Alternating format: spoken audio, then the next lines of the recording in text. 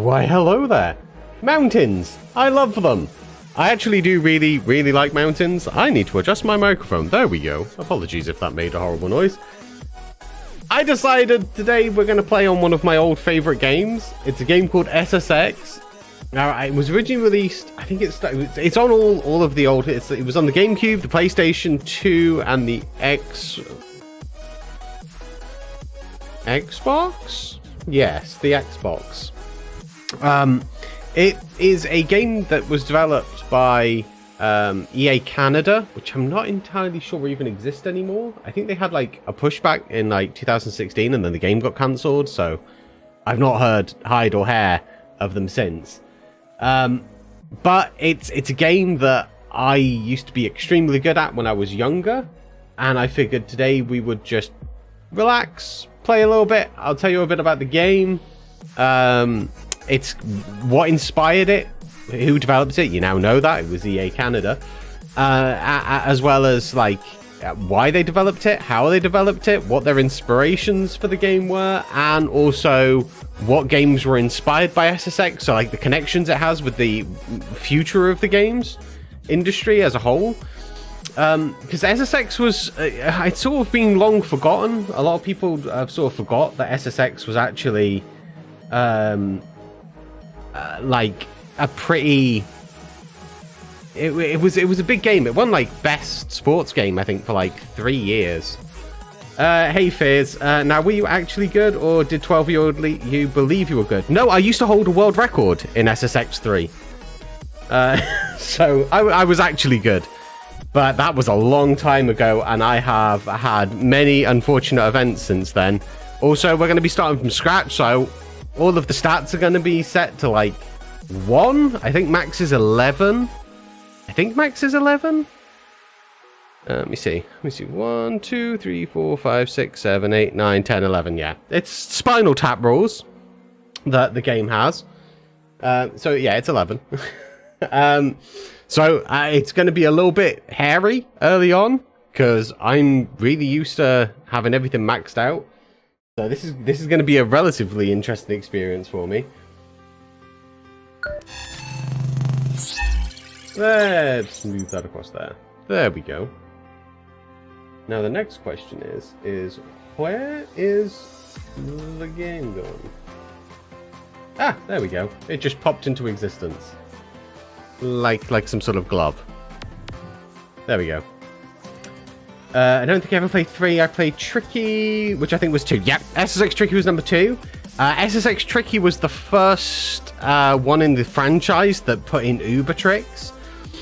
So this game was, as I said before, it was made by EA Canada, and they were trying to make like an arcade-style snowboarding game. Their inspiration was another one of EA Sports' games called NBA Street, which was like essentially street basketball. It was basketball, but with no rules, so you could like hit people. There was a few games in the very early 2000s where they were like, what if it was this sport, but with no rules? So you had like BMX 𝗕𝗢𝗥𝗘, which we won't talk about. And then you had Outlaw Golf, which was like a golf game that you could just beat the crap out of the other person. You had SSX, you had NBA Street, you had... was it like... I want to say it was like DMC Wrestling. There was like some weird like backyard rapper wrestling game. Then there was like a football game, like a soccer game that had like a crazy name. And they were all mental, they were all crazy, and it was like the early 2000s. And what you gotta remember, like, go and watch like an early Pepsi, like type into like YouTube like Pepsi Max advert 2001. It was all the rage, just be as extreme as possible. Like, if I remember correctly, the advert for the old Pepsi Max ad was like a guy on a skateboard doing something ludicrous. It was mental. And then by the time we got to like 2005, 2004, maybe 2006, around that sort of oeuvre of time, we ended up with like things starting to become more emo. So like in the early 2000s, we had Prince of Persia, Sands of Time. And then by the time they got to like 2005, 2006, we started getting like Warrior Within, where like all of a sudden Prince of Persia was wearing like black leather and had eyeliner on. And if anybody's like, what the hell's Prince of Persia? It was Assassin's Creed. It was made by Ubisoft. It was essentially what gave way to Assassin's Creed. And it was just sort of like, it went from this sort of like extreme sports sort of fad into just how dark can we make our characters. But this was like on the cusp. So there's some edgy characters. This is actually one of my favorite characters. This is the one that I used to hold records with. This is Simon, spelled P-S-Y. You know, like he is edgy. Look at his hair. Look at his like jacket. He's an edge guy. I think he's from Canada. That character. Moby, I don't really need to say where he's from. He's wearing the Union flag on his shirt. So a lot of these, I don't know if a couple of them. There's Vigo, Elise, Nate, Mac, Allegra, and Carrie. So one of the things that's interesting about the SSX franchise, and some of you, if you've played SSX Tricky a lot, will know this because I think it was included in the FMVs that you could unlock in SSX Tricky. It's been a really long time since I played SSX Tricky, like 20 years. But SSX was one of the first franchises to use celebrity voices. So like Macy Gray voiced a character, David Arquette, a very big popular person from Canada who I don't remember the name of, voiced Simon. Almost all of them. I think Sean White did the voice of one. I think Kaori was done by a Japanese pop star. Yeah, there was all sorts of celebrities, except Moby. Moby was an interesting one. He was voiced by just some random English dude that worked at EA Canada. And interestingly, he's got some of the best character acting in the whole game. But yeah, it was one of the first games to that. So like a lot of games looked at it later on as sort of like, oh, we can also get celebrities. Like once this had it, it started appearing in a lot more games because of how popular this game was back then. One of the other things that this game in particular, let's just select Simon and move in. One of the other things that this game really popularized and did really well, and I'm not going to be able to showcase it because a lot of the... So, oh, my start button's not working. That's not so great. How am I supposed to pause the game? May have to fix that real quick. One moment. So one of the things that I'm not going to be able to show, I would like to, but I will just get slapped with all sorts of problems if I was to do that, is the music. There we go. So I've turned the music off. There is no music. You won't hear the music. If you want to hear the music, like, it's got an amazing soundtrack, this game. And one of the things that they did that was really new, and it was actually like a pioneering game for it, was contextual music. So when you were playing it, if you were doing really well, the music would get more hype, and if you like sucked, it would like drop off. And it was one of the very first games to do that, and it sort of laid a blueprint out for a lot of other games that used it later on. Even in the same era of this, there was a game that came out, I think it's a Capcom game called Piano 3, and that also did the same. It kind of utilized it in an interesting way. I don't care about all of those. Oh, this is going to be very interesting. Also, I don't seem to be able to like slide turn. Let's have a little look at that.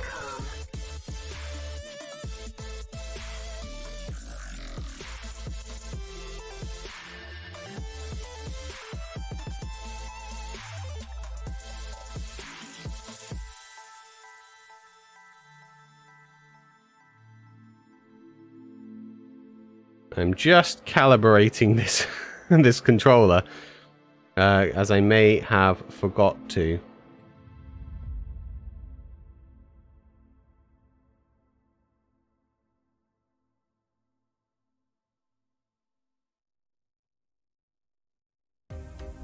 do, do, do, do, do, do, do, and do.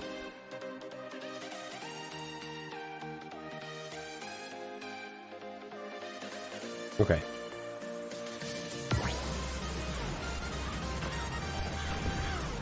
Ah, that's a bit better. Yeah, I don't have the stickiness to be able to get on that.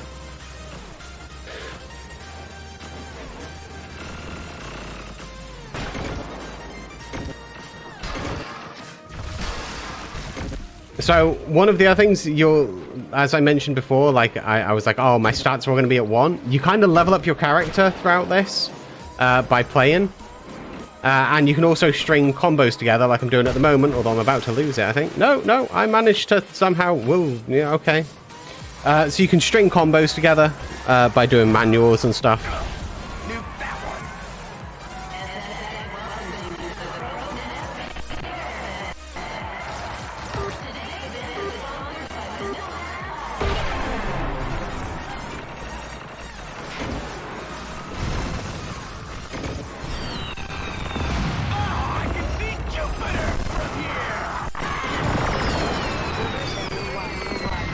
So one of the things I said before about these Uber things, this game and SSX Tricky had these things called Uber skills, which we're currently doing. You cannot do those in real life. Just as a... I'm going to have to turn this down. It is very loud. I will do that in a moment. Let's just click to continue. What's it there, right? Let's just... Oh, can I not put... Oh, options. Options! Let's just... Whew. Loud boy. There we go. So the very first SSX game does not... Oh, I messed up that.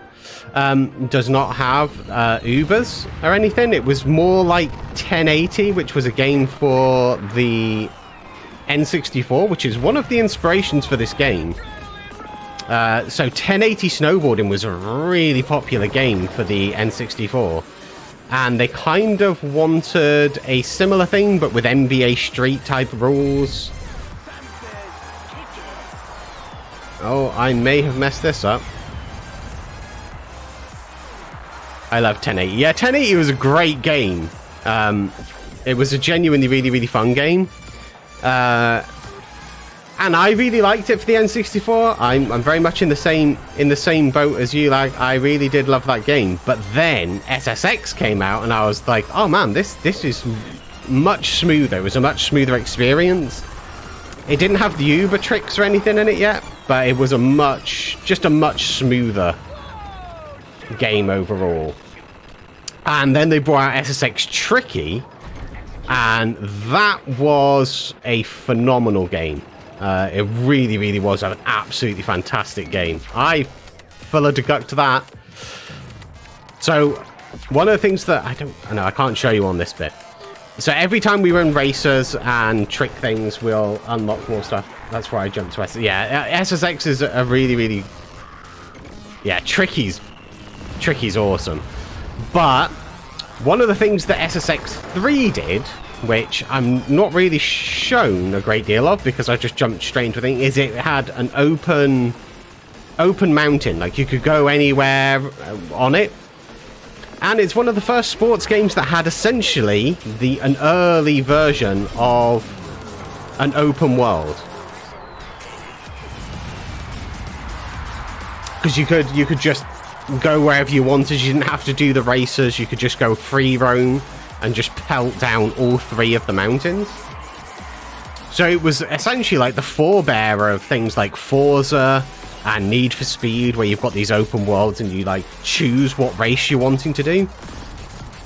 Now, it was a lot more limited because you're on a mountain, but it is the forebearer of that. And they did it very well. We'll stick with doing some freestyles. We'll do a slope style.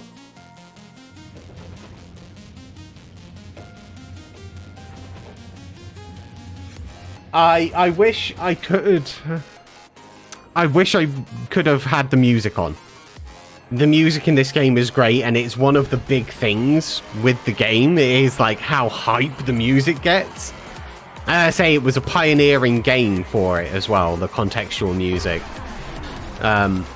So it is a shame that I can't. But if I try, YouTube's going to be like, oh no, you can't do that. That's illegal.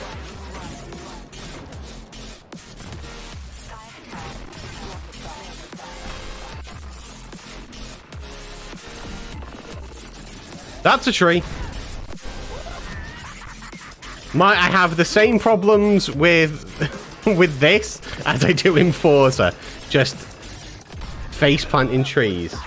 This like Tony Hawk would have been fun to stream, but no way you could play with them. Yeah, I mean you can turn the music down. Interestingly, SSX as a franchise was directly blueprinted as inspiration for some of the later Tony Hawk's games from like TH3 on, which is why there's quite a jump in the early Tony Hawk's games, because they looked at SSX and were like, holy crap, that's got some serious like coolness to it, that like over the top ludicrousness.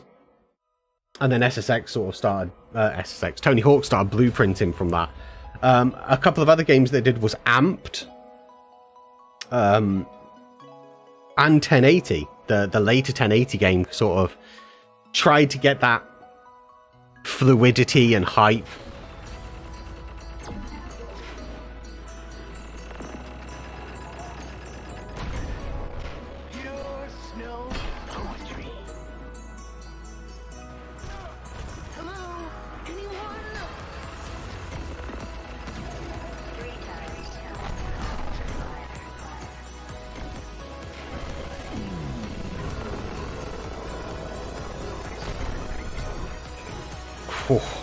It's been a while since I played this, so I am really trying to not screw up. So I apologize if I don't talk in a bit of this.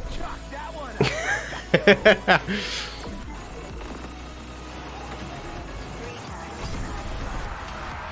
don't really mind about that, because if I remember correctly, there's a 10 up here. Oh, I don't think I'm going to have the height for it, though. Am I buggery? That's right. We'll just breeze away.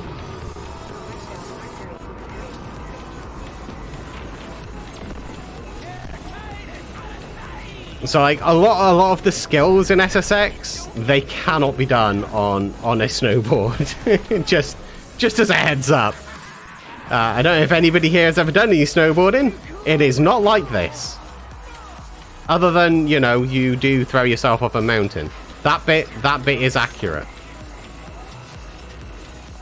But this game came out, let me see, it was 2003, so I would have been 11? No? How old was I? I was 10 in 19, I was 13 or 14, something like that.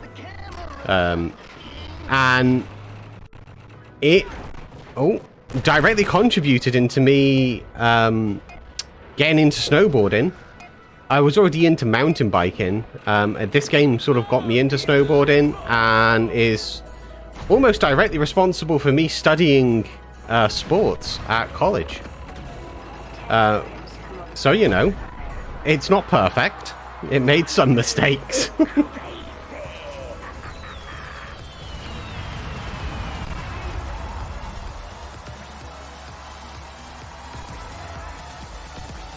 But with real snowboarding, you're in a binding, so like your feet are strapped in.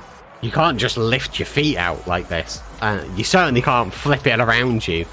One of Simon's is like, I think it's called the guillotine, which I don't think I've done yet. I'll try if I can get a super Uber up, which I mean I should be able to. It's a slope style. I will do one on one of the large air tracks. Just flatten my board against that so I don't lose my combo.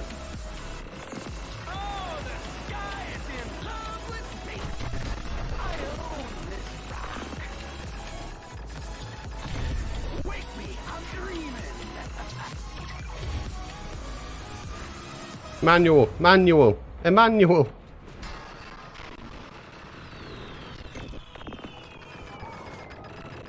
I did not have a spin on that. My bad.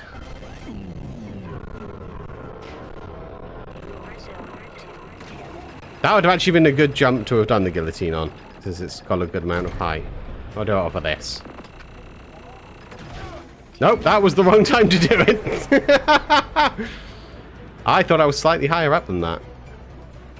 The words my and bad have sprung to mind. Oh, the 10's there. I misremembered where that 10 times was. For some reason, I thought it was there where that purple is. Again, it has been a long time since I played this game. I think we have to cut me some slack, alright?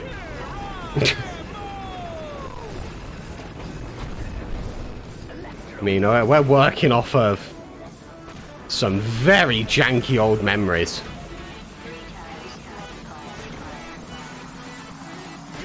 Very janky old memories.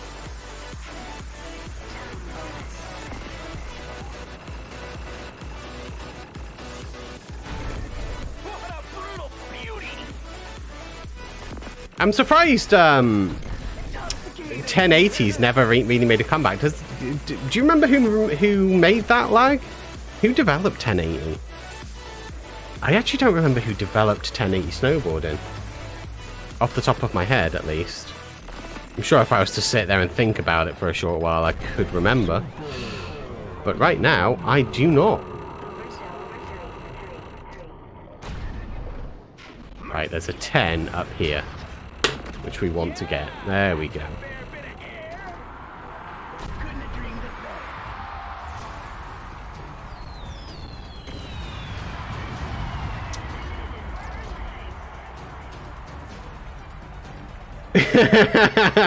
I've played WoW for 14 years and I still can't remember half the dungeons I've ran hundreds of times. Yeah, no, I feel that.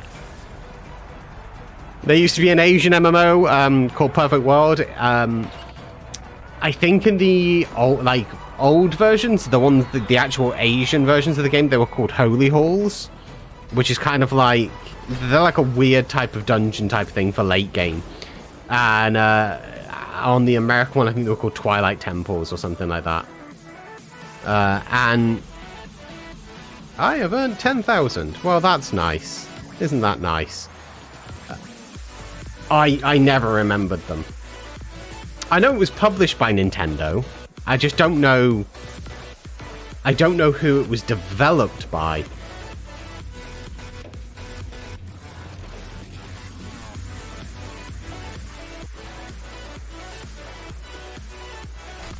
Oh, this dude.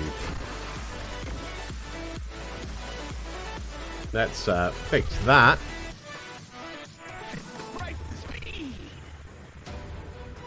Whoop. Was it actually developed by Nintendo? I don't remember who it was developed by. But it might have been in-house. That would sound about right if it was. I need to go to Green Station. That's where I was going. Get some of the stats.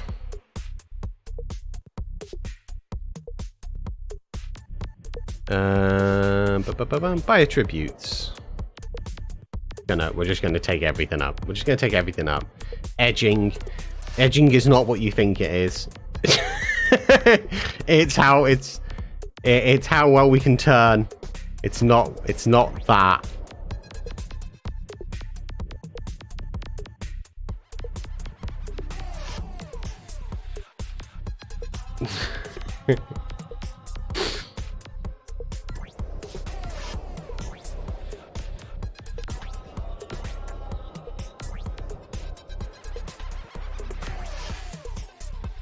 Bum, bum, bum, bum, bum, bum. One of the other things, just edging on the stream, you know, you love to see it. You love to see it. One of the other things that this game had was, and I think, I'm pretty sure he was created for SSX and ended up being the DJ in the Need for Speed games. There's a DJ in this. I think it's DJ 𝗕𝗢𝗫𝗚. That's, yeah. I'm 95% sure his name's DJ 𝗕𝗢𝗫𝗚, and he started off as the SSX DJ. He's in this. I think he's in Tricky. He's definitely in this. He's definitely in SSX on tour. But then he's also in Need for Speed as well, so...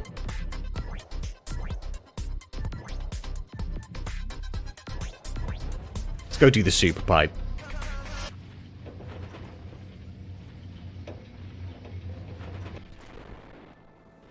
So the whole music thing for this was huge. Like, genuinely really huge. And I think that's how they ended up with quite a lot of music artists doing voices for characters. Because there really wasn't that many games that I can think of. I can't think of any, to be honest, off the top of my head, where they used actual music. Like Red Hot Chili Peppers are in this, Queens of the Stone Age, Fatboy Slim, Finger 11, Placebo. There's a lot in here. And I think just because of how rare that was, that a lot of artists were just like, hey, yeah, no, I'll voice a character. I'll voice a character for that. That sounds good. Of course, nowadays, all of that's, like, really common. Like, there's quite often a celebrity that's voicing a character in a game nowadays. Certainly in, like, things like Call of Duty and stuff. They do things like fully 3D scan Kevin Spacey's face.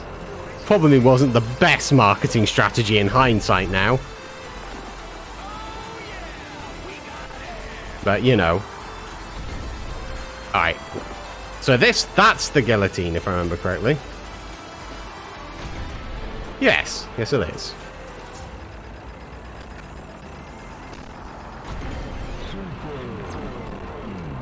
Chili Peppers did a whole snowboarding music video in the style of SSX game. Yeah, and it was Higher Ground, and it was remixed by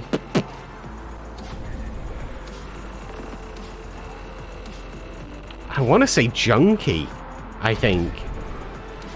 Don't hold me to that.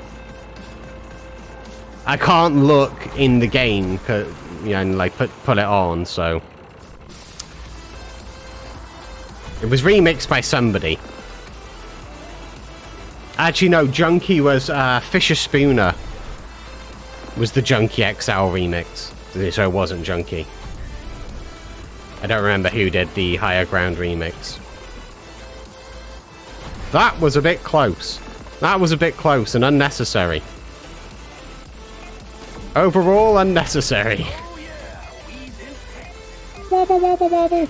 Don't worry, we'll get there. Relax. Calm down. Yeah, it was a really, like I say, it was a really unique thing for back then. It was just sort of like, here's a game and it's got like loads of your favorite songs in it, and we've remixed them. Executioners it was. Yes, thank you. Remixed by the Executioners. And it was, like I say, it was contextual, so the better you were doing in the game, the more hype the music got. And it like, they added instruments in, so they clearly had like the stem files. I don't want to get into music nerding, we're supposed to be geeking in terms of games development. But they must have used the stem files and they built it up, like layered it. Absolutely fantastically done.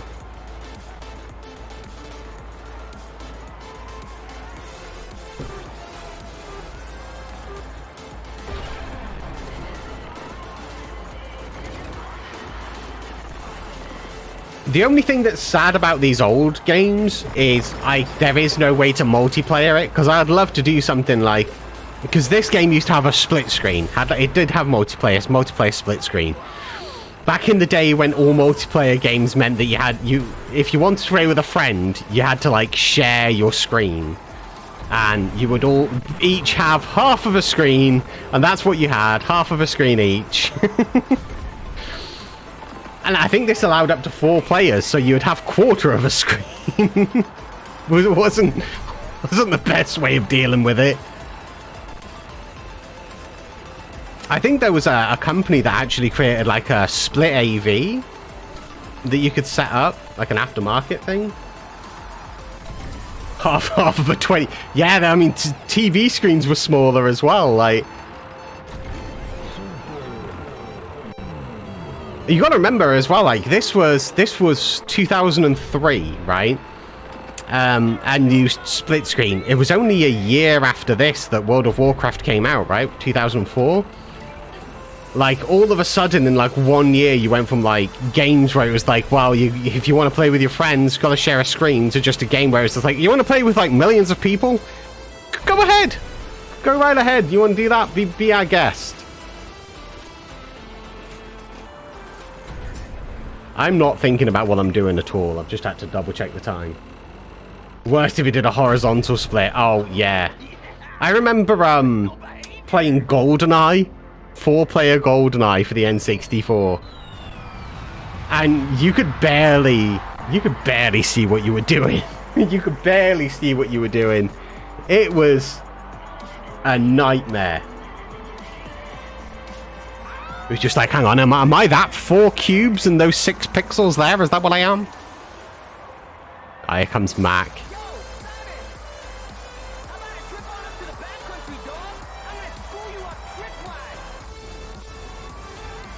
Mac was such a Chad, like he was.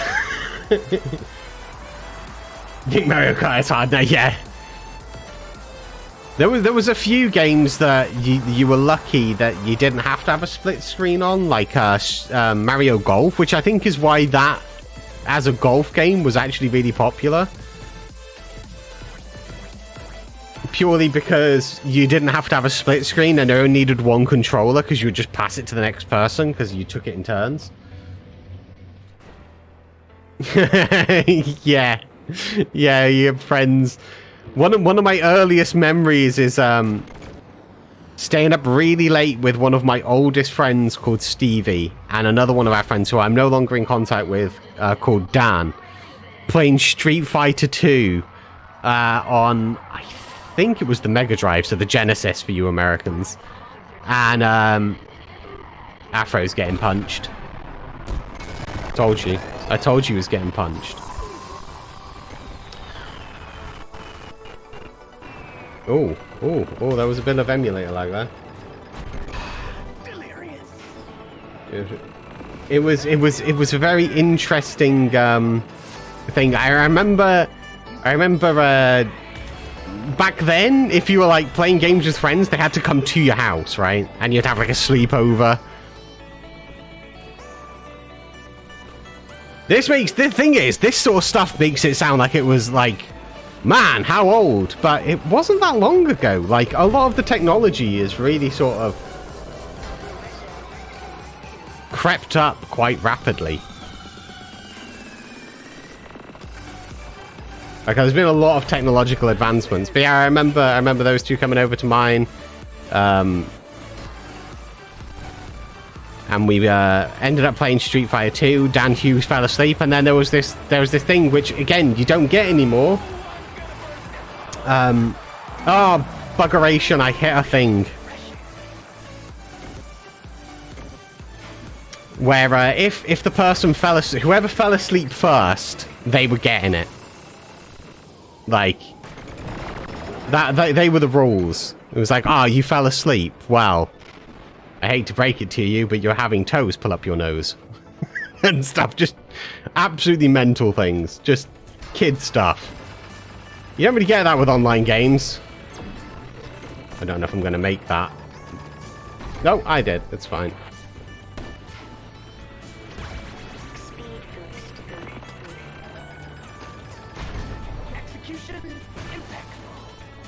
I'm a tree magnet. They love them. Online game really ended that. Yeah. I still, even when online gaming was a thing, when I lived back in the UK, I had a LAN room for my PC, and I'd have friends like Flames and Timesoft. They'd come over to mine and stay for a few days, and we'd just LAN games, because there's just something better about it, in my opinion. I always like hanging with friends anyway. Whee!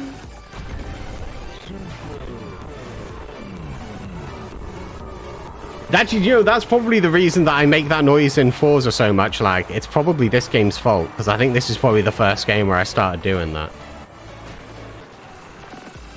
Because I would end up like smashing like, so my sister's ex, he was really into this game as well, and I would just smash all of his scores,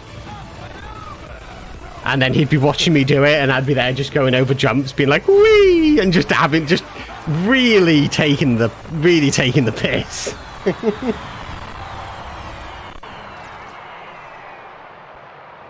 Phrasing.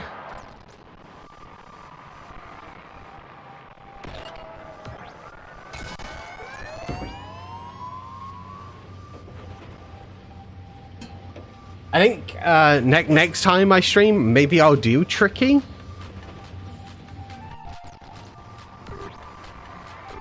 What I should have done,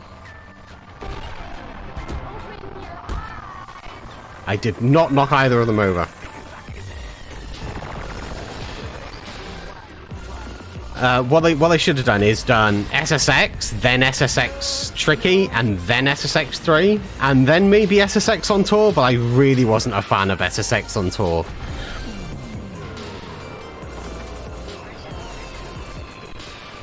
I think this was like the last SSX game that I actually enjoyed.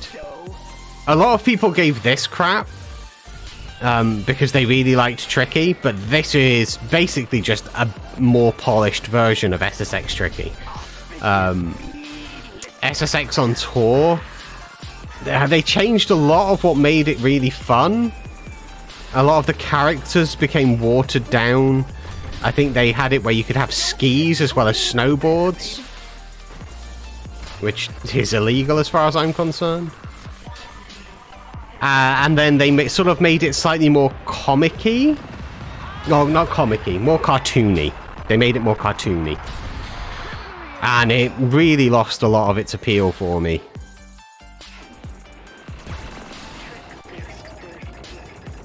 They went sort of too far into the sort of edginess. As I was saying before, like a lot of games started getting edgy around sort of like 2005, 2006. And how did I hit a pole?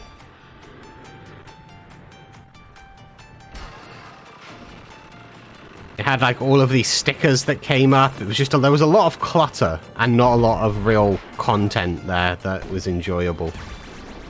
I also think, if I remember correctly, it was the same mountain as SSX 3.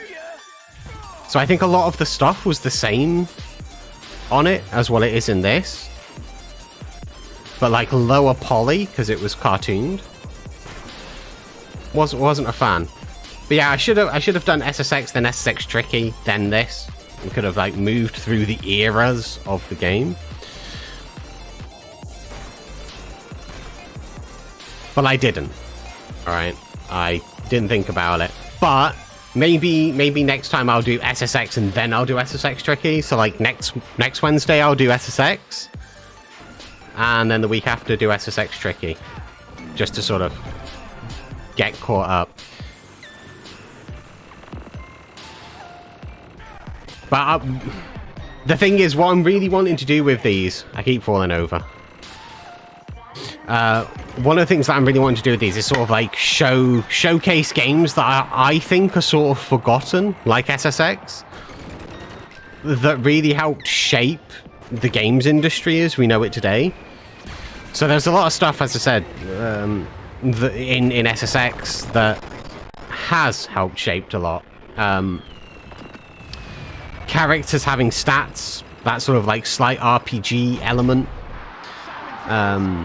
The contextual music that the game has, and then the sort of open world element and part of it.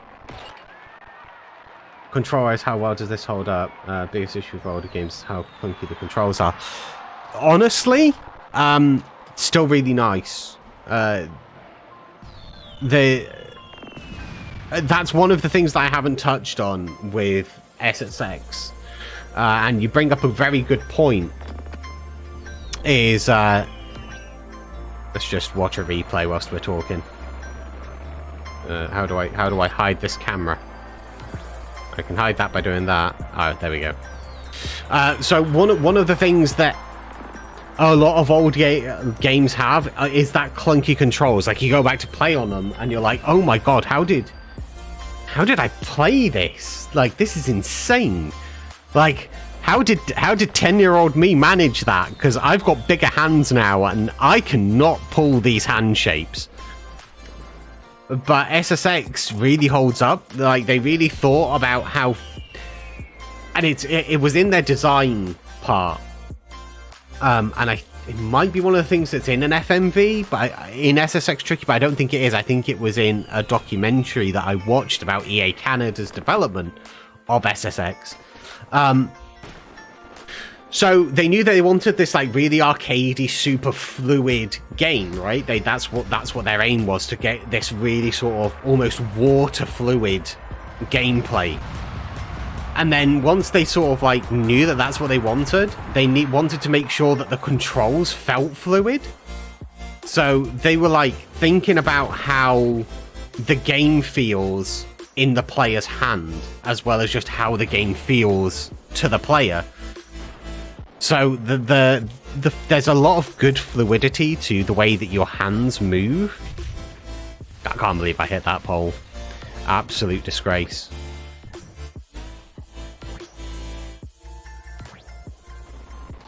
Somewhere on a memory card for the GameCube is a bunch of replay saves of me getting higher scores on this game. I know I still have it. It might still be in the UK in like one of my like safe boxes, but I definitely still have it because I still had it when we went to university. God damn it, Allegra! Why won't you fall over? Just really oh, and then Elise just falls over on her own. God damn it! I punched the wrong person.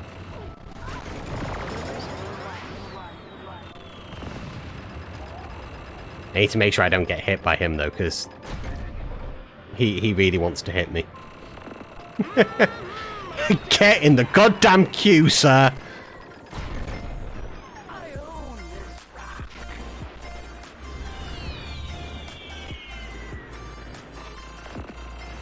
So, you have to... One of the things that always annoyed me with SSX is having to do 3 races for each race. Nowadays, we'd consider that content padding. But back then, people would just accepted it, but it is irritating. It is irritating. I basically just want to get Super Uber because I get like unlimited boost once I have that, and then I can just fly down the mountain. There we go. I don't actually need to do tricks on this at all. It does absolutely nothing. I just have a... I can't help myself. I'm a trick thrower. That's what I do. I'm not going to take that shortcut this time. Mac probably will. But I'm not going to cheat against him. He can race me like a man, damn it!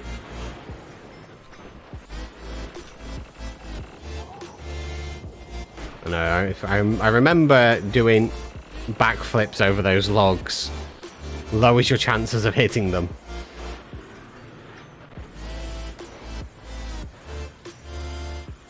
Like nowadays with games, there's UX, right? User experience, and that's like a huge part of like games development now, is how the players experience the game.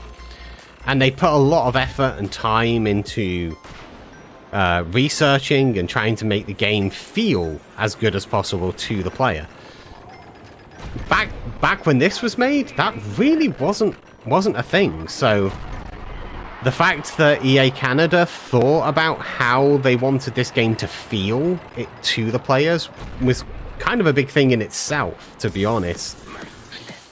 Because outside of companies like Nintendo that were thinking about that type of thing, there really wasn't a great deal being done in terms of how the game feels to the player and that fluidity of movement sort of being shown in the controls.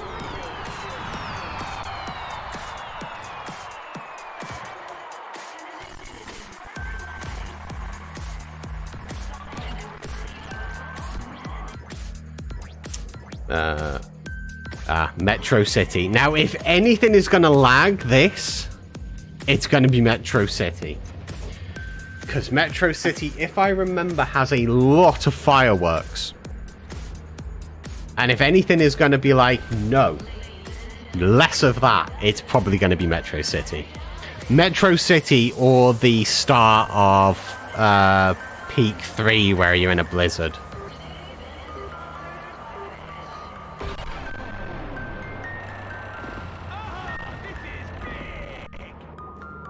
Yep, I definitely felt a small FPS drop with those tiny little fireworks there going off.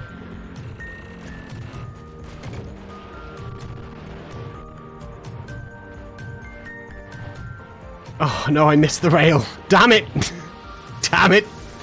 Don't have the Oh, Moby, you absolute scumbag. What is your beef?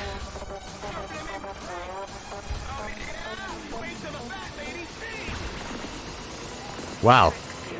Let's try and take these shortcuts, I guess.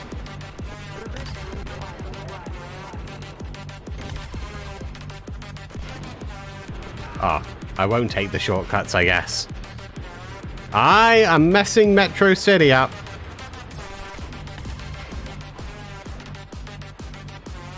It would be nice. So, as I was saying before, EA Canada were trying. Wow, I have no ability to get on rails from that angle at the moment. EA Canada were remaking SSX in like 2016? Yes, 2016. But it got cancelled during development, which sucks, because it actually looked like it was pretty good. There was some early gameplay trailers, some early animation stuff. It looked like it was going to be really cool. They had wingsuits, so you could like jump off and then like fly, fall with style down the mountain.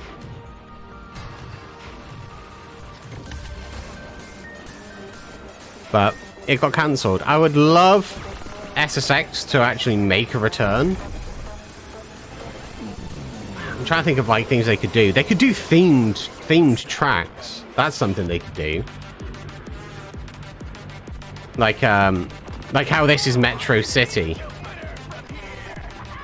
Having like insert random EA IP here as a track.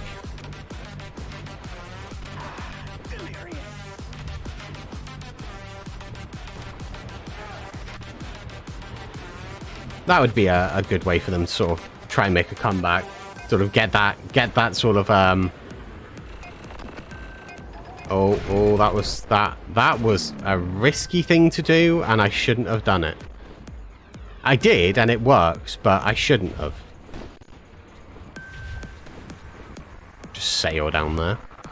Yeah, I think having let me see, what's a good oh, that's going to be a can of worms. What's a good EA IP? I really shouldn't be even talking about EA.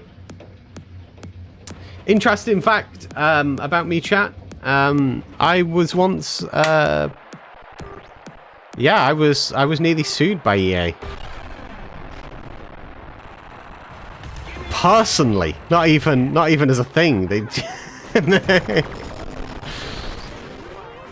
I wrote a review they were not happy about.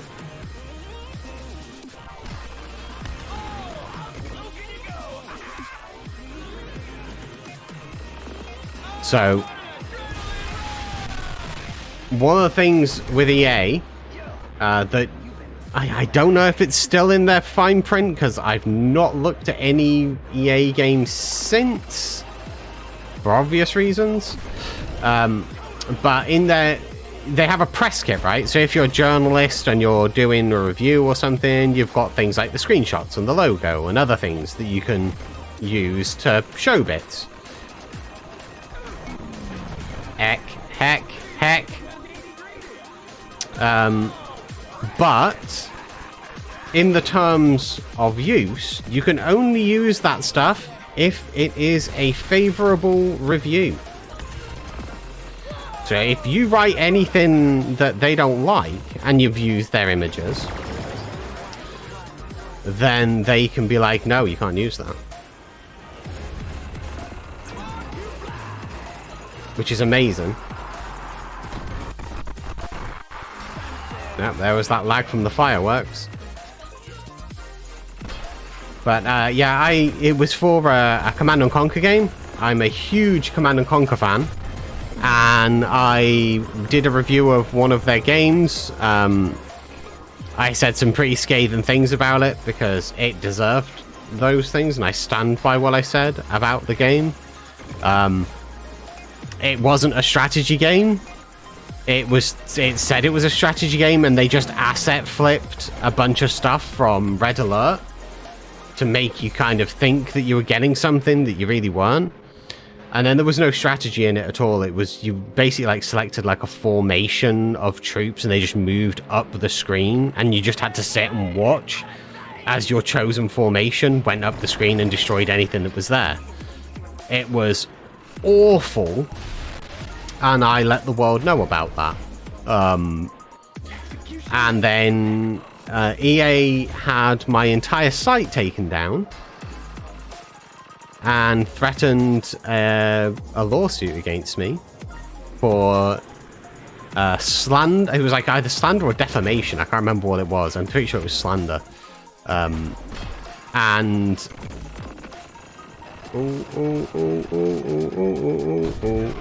that was dangerous. Shouldn't have done it, but I did anyway. And for copyright over the images. At the time, I lived in the UK, so they couldn't do anything about the whole slandery nonsense, because in the UK we have real freedom of speech where companies have no say over what you can do. So the only thing they had on me was I was contacted by their IP enforcement agency, or IP enforcement department, and they were like, hey, you've done this, this, this, and this, you must remove these immediately, blah, blah, blah. So I spoke with a few people that I know that who do all the lawyery stuff, and I found that there was nothing they could do about the words, because the words are my own, there's nothing they can do. But the images, there was. So me and a friend of mine went and we really crudely traced every image that was used in the article that I wrote in Microsoft Paint really badly. And because I knew that they couldn't do anything about slander, I then used those as the images and labeled them as being the real screenshots. And the end result was the IP enforcement department for EA essentially emailed me back with what essentially what broke down into basically them saying, oh, you think you're goddamn funny, don't you, kid? And it was just like, yes I do. But the attention that like the site got, like, it broke the website when it came back up online, because it became relatively talked about. So the website started getting, I think in like over a period of like a week, it went from maybe getting like maybe couple of thousand to like 50,000-60,000 views a week. And it was just like, what the hell? What happened there? Timothy, we have a problem. Call the police! Yeah, so it really backfired on them. And they really weren't happy with me. So I didn't play any EA games for a while after that. Which they were probably happy about. But I imagine that it will have been EA that cancelled the remake of SSX, the 2016 remake.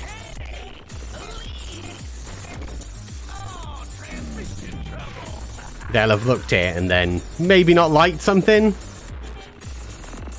and pulled the plug on it. Oof. Oof. That was a bit close to the right-hand side there.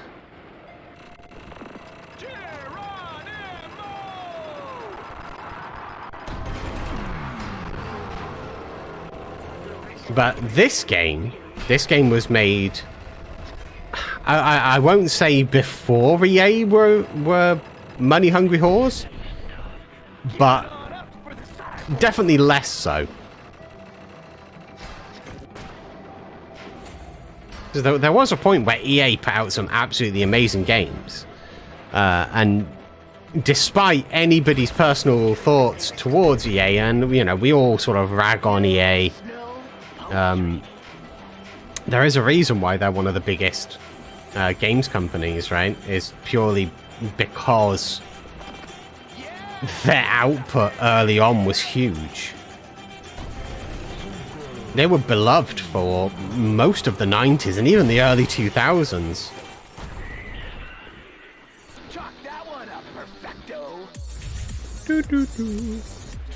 I'll be honest, it's handled the... 𝗕𝗢𝗫𝗛𝗚. It's handled the fireworks pretty decently. There's been a couple of small FPS drops, but nothing too drastic. Nothing too drastic. Oh, I've done it again. I've done it again. That's risky business.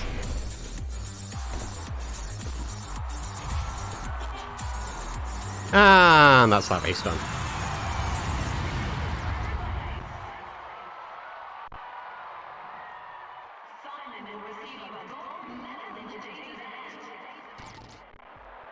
Now Mac wants to fight me doing points and doing tricks. The arse. But before we do that, we should go and buy more attributes.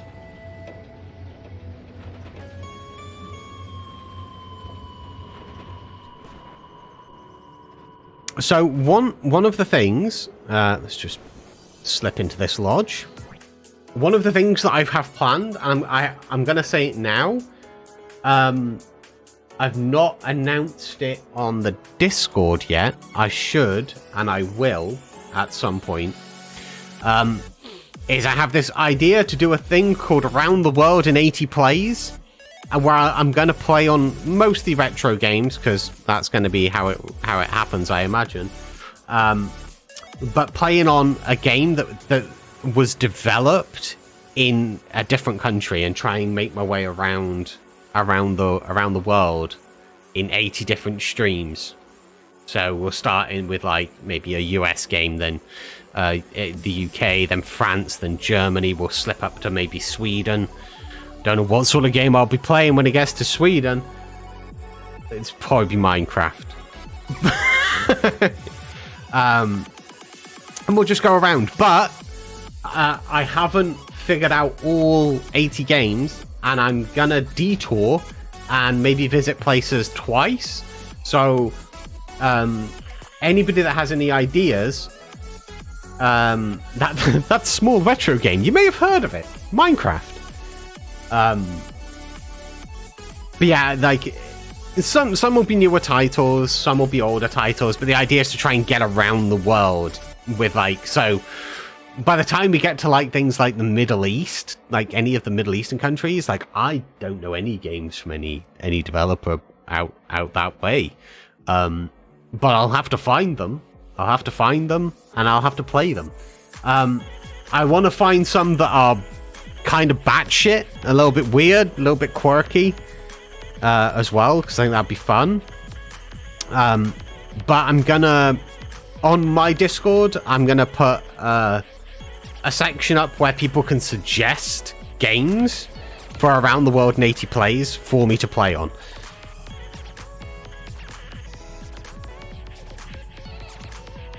And I will add it to a queue of things that for me to do. Do I have enough to just top everything up to 4? Yes, I do. Oh, well, if we're doing that, let's drop acceleration and increase spin.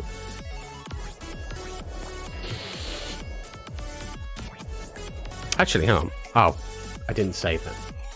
Arses.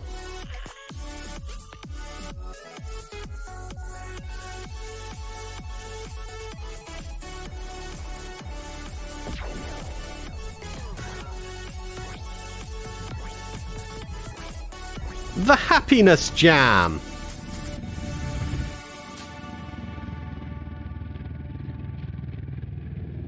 Elaborate ways to make a queue. I do love queues. Boy, I love queues. Who doesn't love a good queue? I even love saying the word queue. Think this is a picture of my family? No, it's a queue. No, some people won't get that joke. If you've not, if you don't, then shame on you. It's not a queue though. It's the A team.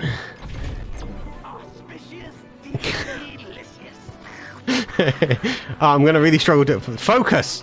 God damn it! You're supposed to be doing tricks, not reminiscing about great sitcoms. It don't get no better, baby. Yeah, I like the idea of trying out different games from different countries.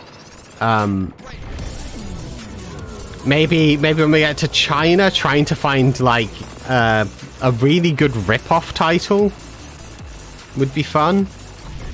I know that there's quite a lot from China. Not that they haven't developed some amazing solid IPs, but there is a lot more rip-off games, and some of them are pretty wild.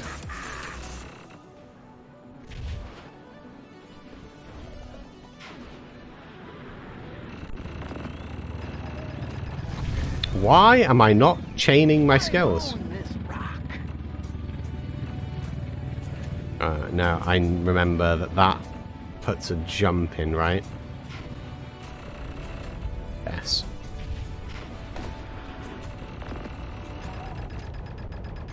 Wake me, I'm dreaming. I have to speed up because there's an avalanche coming behind me.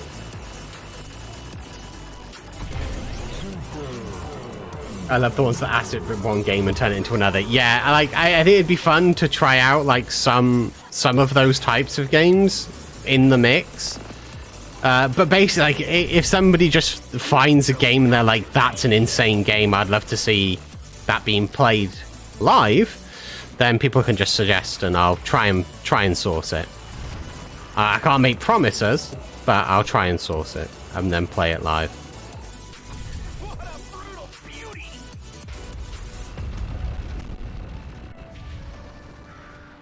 No, ice, no touch. Thank you. Intoxicating.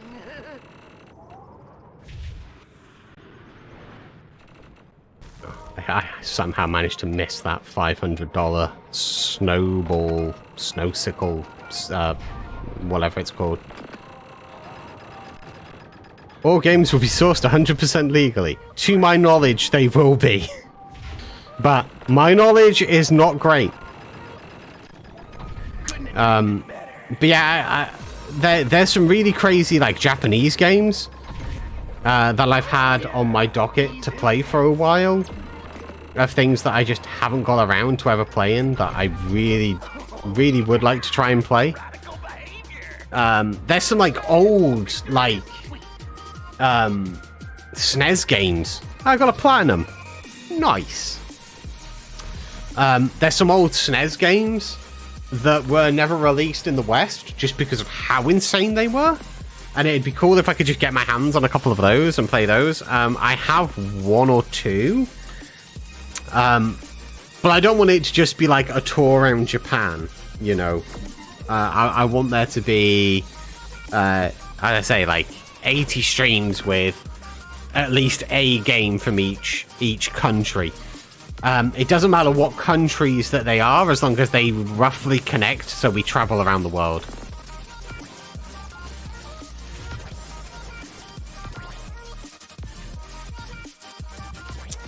Right, now we've got the big boy. So the Peak 1 jam is basically, we start at the top of the mountain where we just raced Mac. And then we have to race all the way down the mountain. We have to do the R&B, the Crow's Nest, the Junction, all of those all the way down. So it's like the entire Peak 1. And we have to try and get as many points as we can. When you get to Peak 3, you have to do Peak 3, Peak 2, and Peak 1 all in one run. It takes like 40 minutes.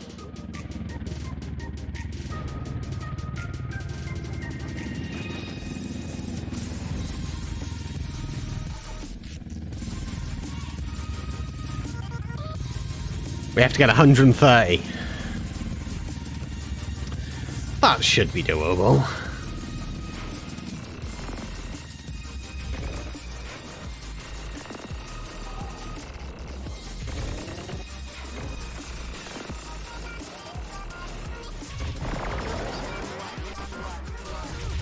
But I've been wanting to do like a tour, like a world tour of games for a while, and I wasn't sure what to call it, and then it dawned on me, like, around the world in 80 plays just makes the most sense.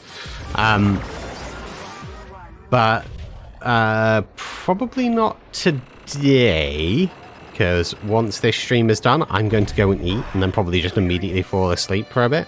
That's been my schedule. That was not the right skill to use there at all. But tomorrow I'll probably set up like a good maybe 3-month event on the Discord for people to put games forward. What?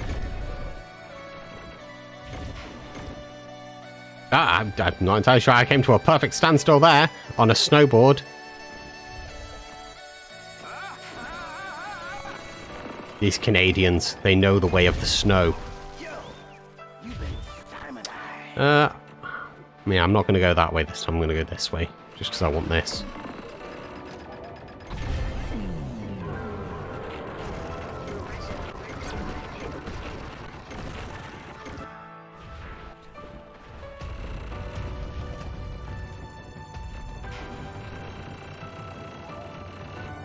I think we're going to smash this, because we have like half of the score just in a combo built up already, and we're not even down the first bit. So I don't think we have to worry. Simon says, kick it. It's starting to come back to me. Also, I'm not sure if you guys can hear like a bunch of clicking of me doing that. Like, obviously, there's probably going to be points where you hear a little bit. But if it's like really obnoxious, do let me know, and I can tweak it for next time.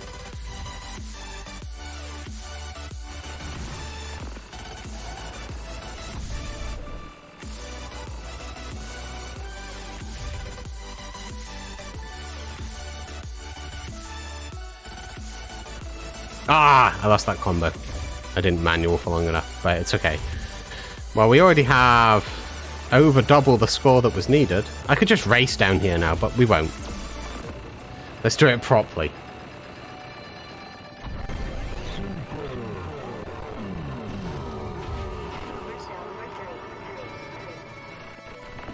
Just means we can have a nice relaxing journey. We've still got the big air, the slope style.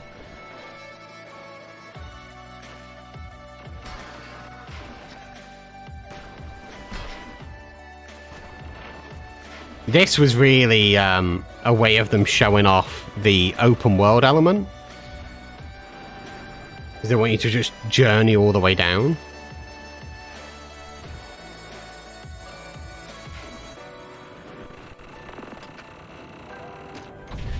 Give it on up for the cyborg.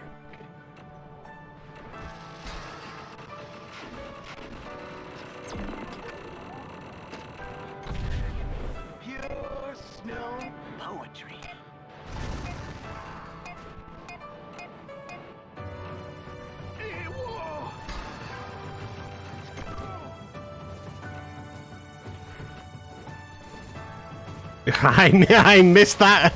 I missed grinding that tree completely. Just jumped over it instead, as you do.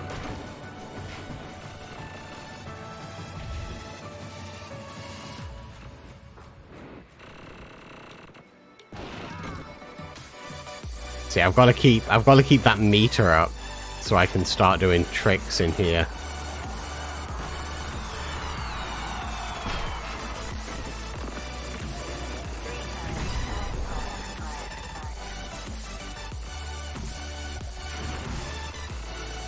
Oh, uh-oh, jump too far. It's not what we want. It's not what we want. We didn't want to jump too far.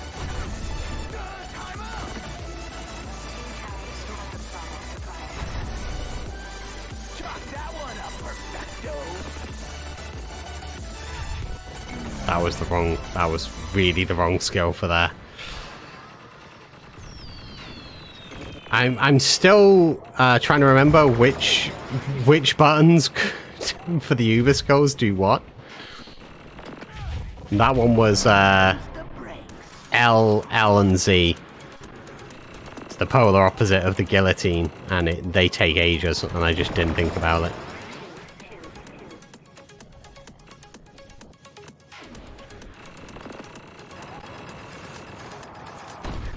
Oh, we landed that perfectly flat. Rip. Rip diddy doo dah.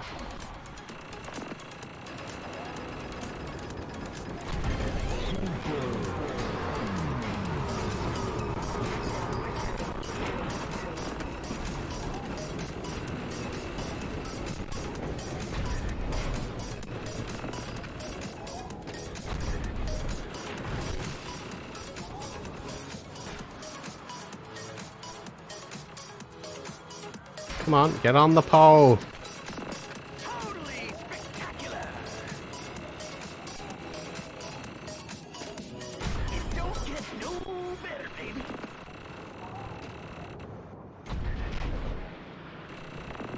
Oh, lost that combo again because I was trying to be greedy and get an extra jump in. Not that I need it, but I was trying.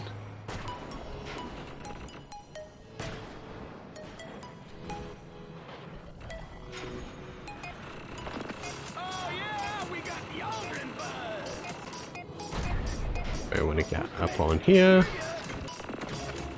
Get that smashed out.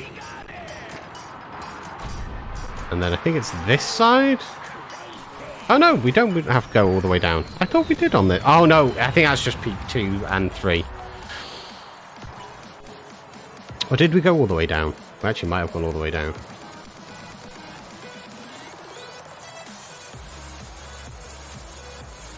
Well, we did fine. we needed 130,000 and we got just over 1 million.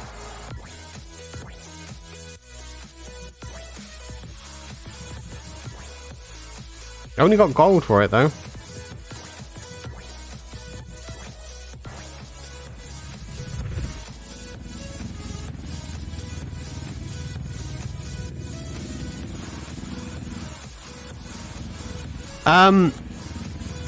Yeah, dependent on where you jump off from, and if you do it once you've maxed all of your skills out, you definitely can do it in one jump.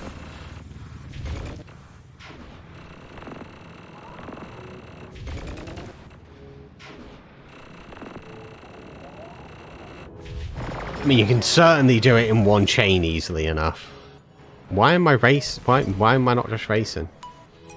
This is not a trick one. This is not a trick one. I'm still manualing. I'm there like, it's not a trick one. It's not a trick one. He's there manualing, trying to keep his combo up like an absolute idiot. There we go. I only need to build up my super Uber, and then it's all fine.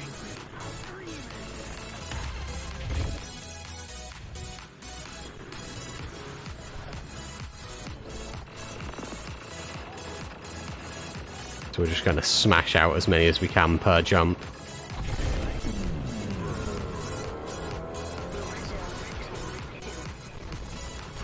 Keep up the 𝗕𝗢𝗫𝗛𝗚.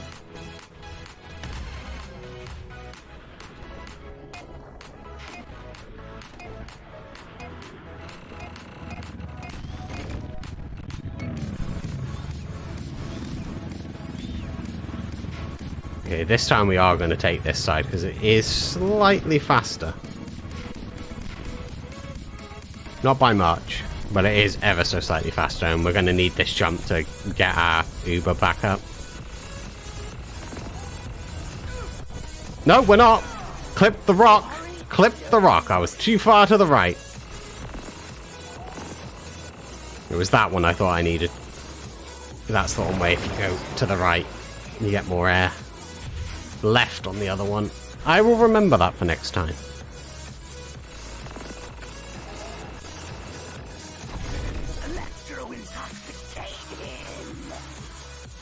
So, was there any reason why you never played on 3, Fizz, if you're still here? Because you said you played Tricky but not 3. Which is a shame. I genuinely feel like you missed out on a great game. Which does make me sad.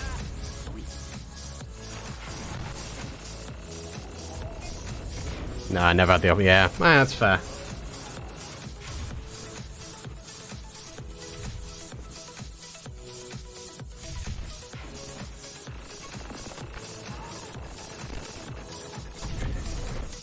Yeah, the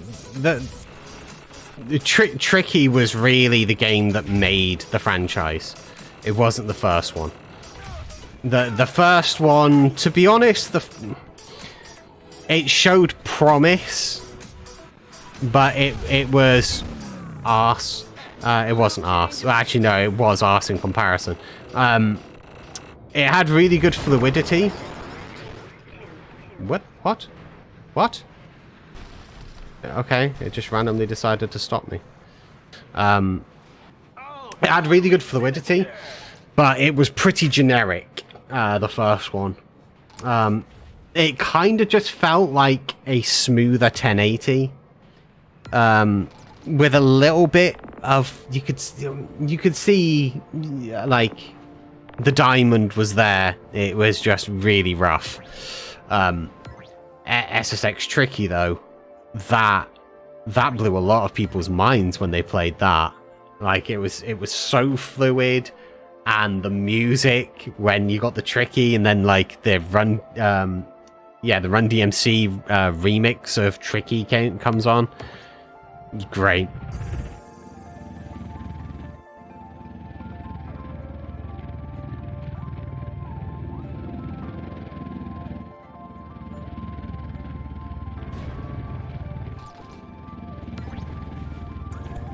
So now we have to race down the entire of Peak 1. So we just basically need to get Super Uber maxed out and then hold down the B button. Pretty much.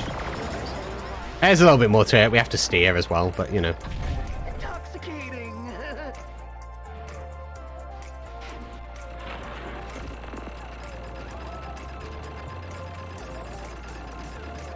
Oh, that was really risky to do that extra one at the end there. Completely unnecessary.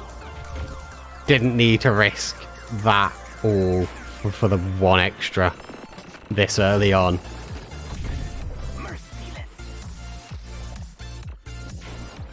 So, like, one of the things that I can say about SSX, at least on the competitive scene for SSX, was it all came down to, like, timing. Like, everything came down to just how well you could time everything. That's why I'm sort of being harsh on myself about pushing things, because it's just not what you would do.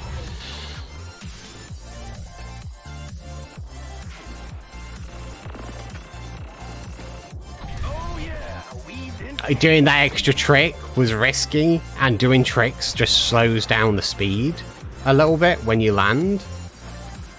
So, really shouldn't have. But now we have Super Uber, so we can just blast down this until it runs out.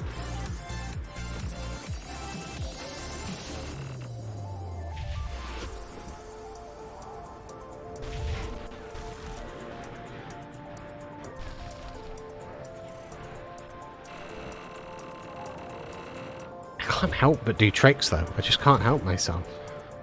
I have problems.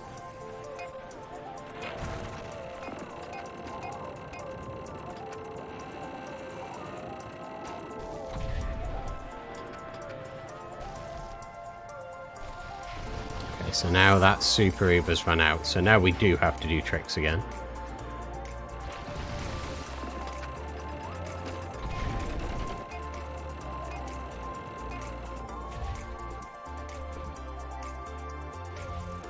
I think I can do this one off of that. Yes, I can.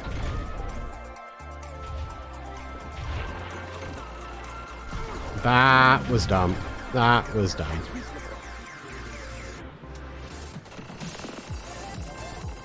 So, like, that jump there, this early on, I have to do a backflip off of. Just a straight backflip, or you hit the tree like that.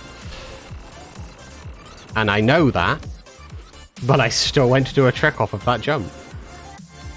Which just... I shouldn't make those mistakes.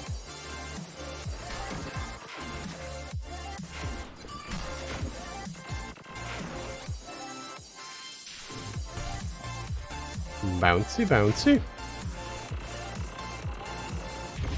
Just need to try and keep this this Uber up until I can find something to do a trick off of. No, no, don't have the speed. We don't have the speed for it, Captain. Here we go. We can do an Uber trick on that. We only need 2 bits now. How did I hit that tree?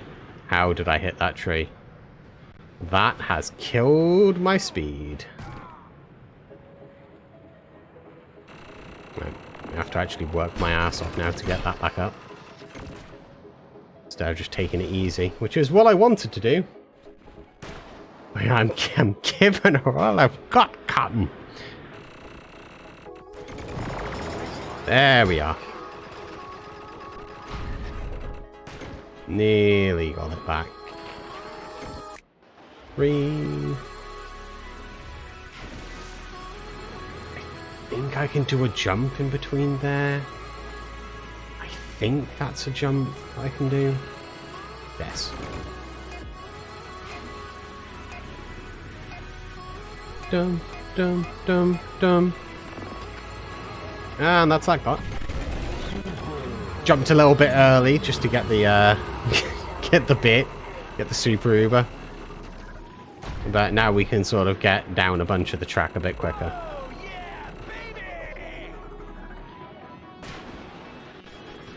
Is there any... So, I mentioned at the beginning of the stream, SSX was one of the games that I was really good at and I was really fond of. I did really well on it. Is there any... Wow, these Canadians, they can just stop on the snow like on a dime. It's mad. Is there any games that you guys remember from like yesteryear, from like previous generations of consoles that you remember just being absolutely great on? Whether that was like whether you played it on a competitive level or just with friends, doesn't really matter.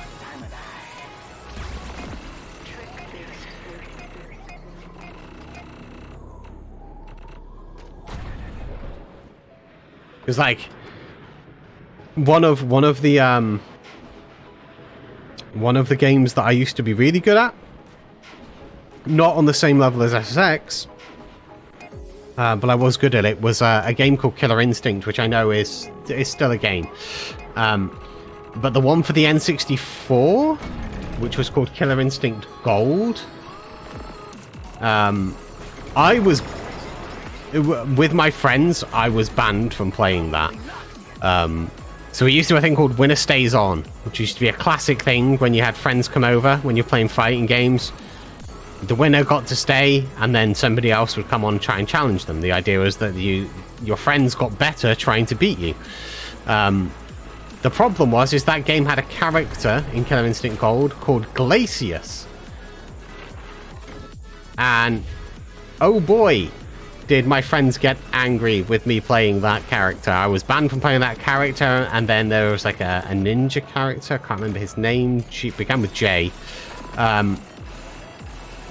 So I got banned from playing him, and then there's a skeleton called Spinal. So I played that, and I got banned from playing that, and in the end they were just like, we're not playing this with you. I always remember, Time Splitters. What a game Time Splitters was. There's a game that could do with a reboot. If we're going to talk about reboots, there's a game that could do with a reboot. Time Splitters did so much for the multiplayer shooter genre. The multiplayer in that was so popular.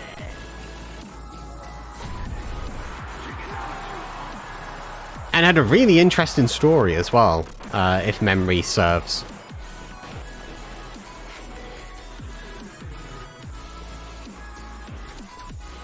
Could definitely do with a good reboot to Time Splitters.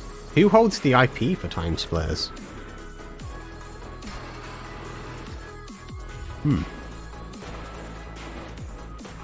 I feel like it was maybe an Ubisoft game, but that's purely because they do a lot of games where you mess around with time. I don't think it actually was made by them. Yeah, Time Splitters is a solid game. I might have to play that on stream on one of the retro Wednesdays. That's definitely another one. That's a game like SSX where it was huge at the time and did a lot for the industry and is really just sort of forgotten about. People bang on about like Mario and you know, Legend of Zelda and stuff, these games that did, you know, a decent... Oh no, got stuck on a rock. He's an attractive man, I can't help myself. But games like Time Splitters and this, where they really did help sort of shape the modern gaming era, no one cares about them. Yeah, that doesn't surprise me.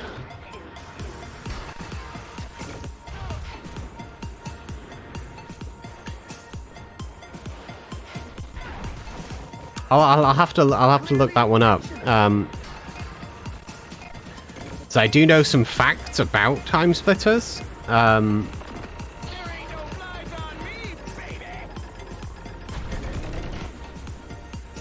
Time Splitters was so when I studied games development, that we had all of the latest consoles. We had the latest everything within the thing, so we could test, play, and play on different games and stuff. You know, part of studying games is you have to understand who made them, when they were made, why they were made, their importance, all of that sort of stuff. Similar to what we've been doing tonight. And the two games that I remember being played the most was Time Splitters and Super Smash Brothers. And a little bit of Streets of Rage, which again I may end up doing a stream for at some point, because that would be fun. But Time Splitters, yeah, Time Splitters genuinely did a lot for first-person shooters, story-driven gameplay, and multiplayer. In fact, Time Splitters, I don't want to give it much away because I will cover that in a thing, but it almost did as much for first-person shooting as what GoldenEye did for the N64. But people remember GoldenEye way more than they remember Time Splitters, I feel. In 2021, there was some articles saying about a remake in the works. Oh, that'd be great.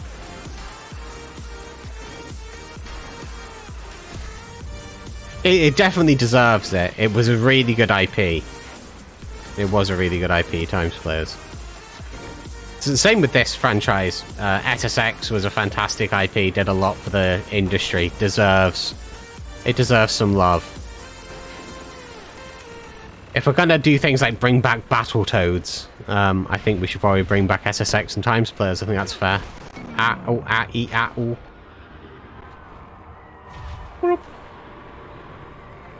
I think that's peak one done.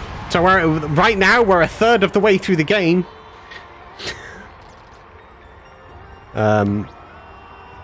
Pretty sure that's a third now. Time to beat 13, your time 11. Yeah, it's a gold, I don't mind. And then we have peak 2.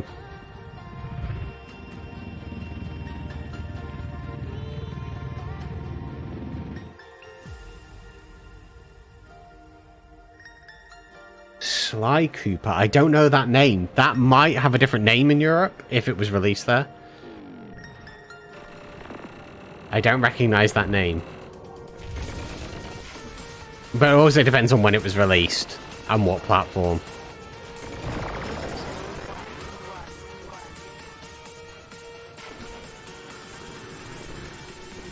Oh,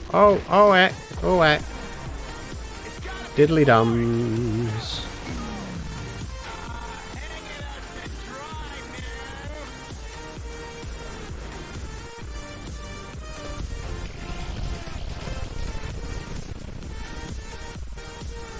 Yeah, there's the particle thing I was saying about.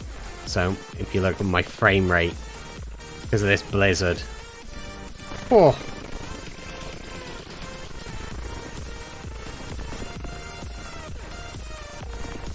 Oh yeah, I'll definitely look that up. Because that's the other thing is like, nowadays, yeah, right. It's it's this all of these particles. The stream just is not enjoying it, but I'll get through it.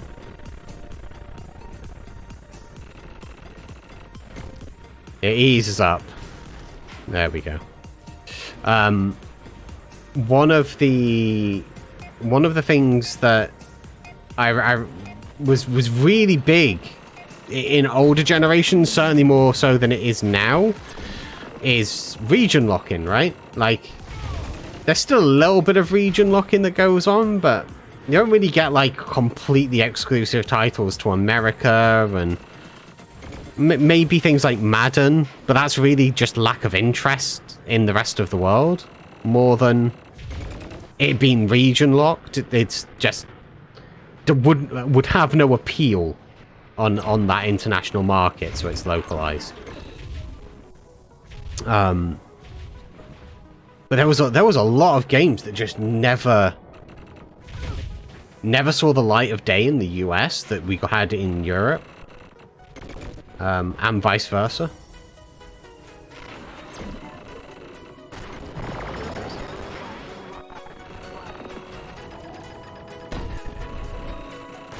Nowadays, I don't think that would happen because obviously the publisher just wants all the money.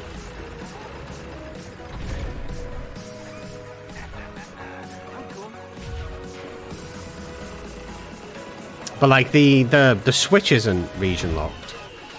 I don't know. Does anybody have like the latest Xbox or PlayStation? Are they region locked? I have a feeling they probably won't be, but I don't know. I know that the Switch isn't.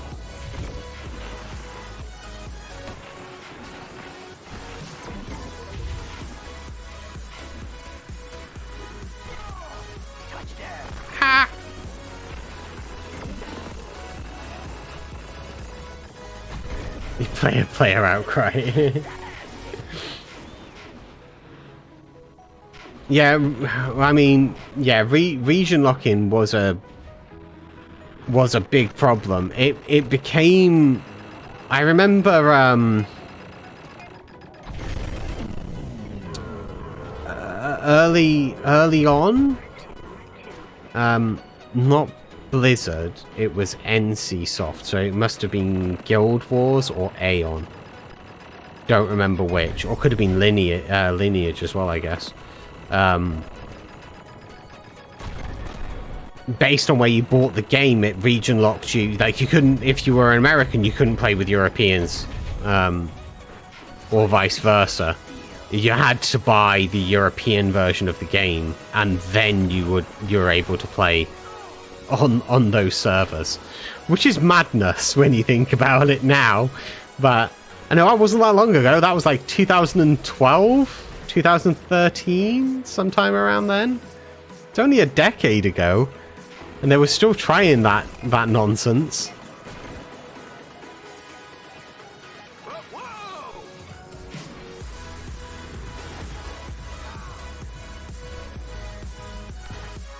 Which is pretty wild. We want to buy a tribute.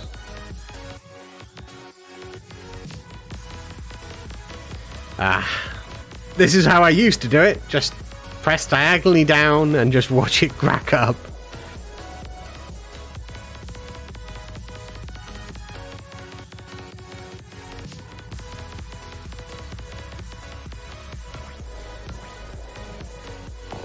And then we'll take acceleration and spin and tricks.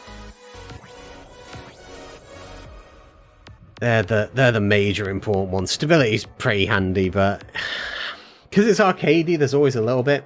Region lock-in is often as political. Either the country doesn't allow it, the game would have. Yeah. I think that's sort of like one of the. Like a good example, actually, of when region locking is kind of necessary, would be I think it was Mario Party 8. It was Mario Party 8. It was the one for the Wii. I don't remember which Mario Party version it was, but it was the one for the Wii. So it got made, obviously in Japan. Sent over to America, got redubbed as the games normally do to give Mario his iconic voice by Charles Martinet. And there's a little bit in that Mario Party game where Mario says "shake your fanny." Now in America that means shake your butt, but in England and the UK and I think in Australia and New Zealand as well. So pretty much in all of the other English-speaking countries, fanny is not that. It's an area of anatomy that a female has that a man doesn't. And it's not, you know, up here. So having Mario telling children to shake their fanny became a problem. So they had to recall the game. Like, it came out and then they had to recall it and do a fresh one. Really costly.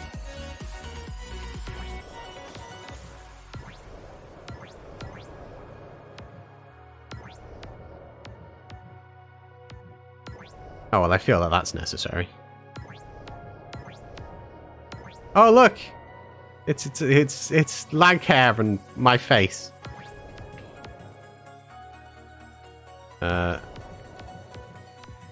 We won't give him any hats. Can't give him eyewear because they're... Actually, do we have any specials? Perfect.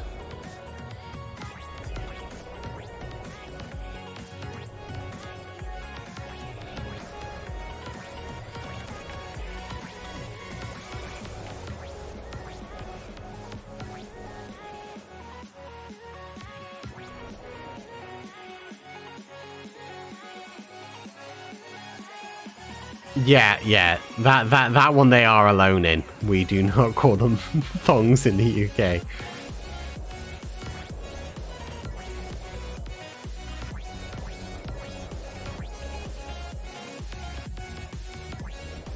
Alright, let's save that. So... Oh, no. Save.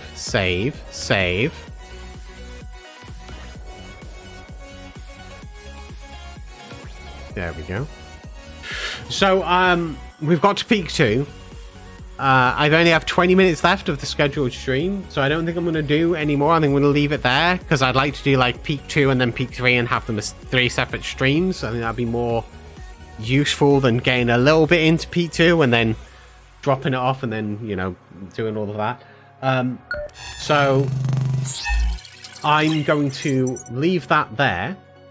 It's been really fun. I've enjoyed sort of playing SSX again. It's been a really long time since I've played it.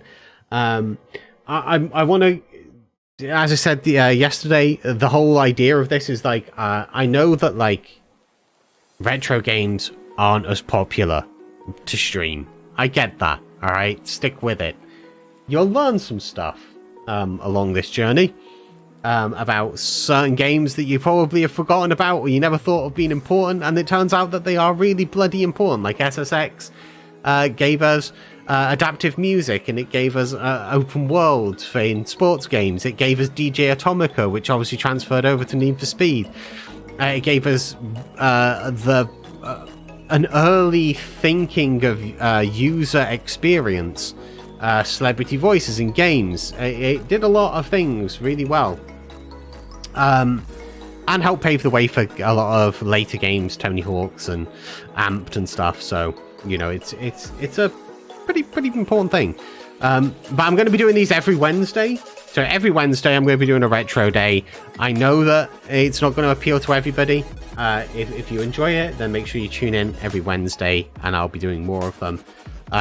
If you don't, then, you know, Monday is Minecraft, and Tuesday is going to be a tech day. I know I missed that this week. I'm like, it's not set in stone, okay? I'm a living, breathing entity most of the time. And I, you know, make mistakes, and I oversleep and fall asleep. So I missed, I think, but Tuesday is going to be a tech day, so I'm going to be doing design and loads of other fun stuff on a Tuesday. Wednesday's Retro Rewind Day.